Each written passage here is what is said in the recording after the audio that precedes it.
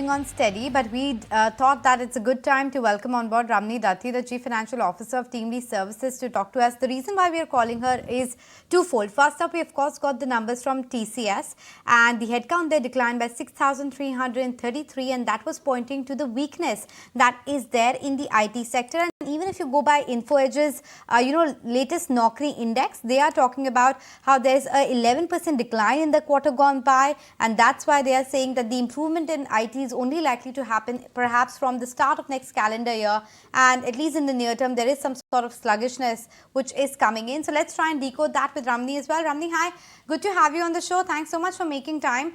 Let's begin by discussing the IT hiring itself, right? And after what TCS reported, I'm sure, the fact is corroborated that there's a weakness in hiring. My question to you is, when do you see that recovering? Will it happen at the start of calendar year 24, or do you think it will happen only towards the later end of the next year? Well, it's very difficult to comment on that because as of now, we are not seeing any green shoots, be it with IT service companies or product companies, GCCs, back office. Overall, the hiring in IT segment is very weak. And this is something which we have been seeing for the last 4 or 5 quarters. And the fact that there are some estimates that there can be some recovery early next year is all purely based on some hope statement. But on ground, we are not seeing any sort of early trends. Right. Ramani, this is Winnie joining in the conversation as well. That's about IT as of now, that sluggishness seems to be continuing there. But in terms of other sectors, when you look at it, whether it's the banking side, banking financial space, what is the trend there, as well as in the healthcare hospitality space? How is the trend in hiring shaping up over there? Are we seeing a continued up move over there? Yes. So definitely on the formal side of it, we are seeing good growth, be it banking, financial services, pharma, healthcare, even consumer verticals, telecom. So we are seeing improved hiring trends compared to last 2-3 years. And there are very few segments where we are seeing little sort of sluggishness, which is the startup ecosystem and also to some extent in manufacturing other than auto segments. Otherwise, especially at 0 to 4 years experience profile, the hiring trends in all other non-IT segments are very encouraging. Hiring trends in 0 to 4 years in non-IT is very strong. I just wanted to come back to IT because there was this latest report coming in from Accenture as well saying that they have not taken any promotions. They are not giving any hikes this year. Do you think this will have a big impact as well in terms of what's happening to the entire headcount in the IT vertical, or that jump from one company to another and the lateral moves really have continued? What's your take? Yes. So we expect that the attrition numbers might come down because so far, especially last 4 quarters, while we are seeing that there are no new hirings happening, the replacements attrition numbers are still very high. But now those numbers are also coming down. We believe the attrition will go back to the single digit numbers, which it used to be pre-COVID. In IT segment, and also in terms of the hikes and salary corrections. So we are expecting that there'll be something in the coming calendar year to happen. Okay, so in the coming calendar year, you're expecting attrition to come down to single digits. That will be some good news coming in for at least the CFOs there. There will be some margin protection on the supply side. But also wanted to get a sense from you that startups are also going through a funding winter of sorts.